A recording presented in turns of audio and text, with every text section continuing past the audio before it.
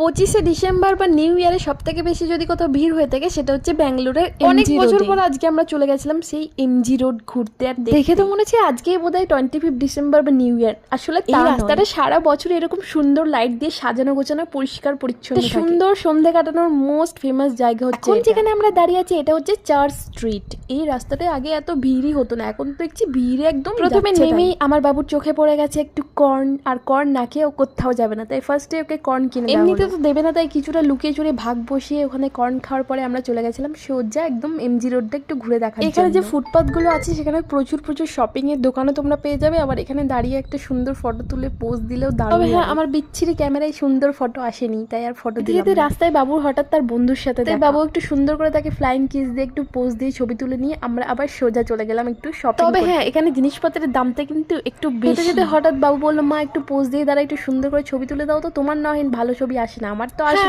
তা ঠিক, আমার আসে না, কি আর করবো, দুঃখ পেয়ে লাভ নেই, চলো একটু হেঁটে আসি। আজকে আর দুঃখ পেয়ে কি করবো, টাইম কাটাতে এসেছি, টাইমটা সুন্দরভাবে এদিক ওদিক চারিদিক ঘুরে একটু সুন্দর করে ভিডিওগ্রাফার হওয়ার চেষ্টা করে শেষমেশ ভাবলাম কিছু তো খাওয়াই হয়নি, তারপর গেলাম একটু মোমোটা ছিল মোটামুটি ট্রাই করা যেতেই পারে।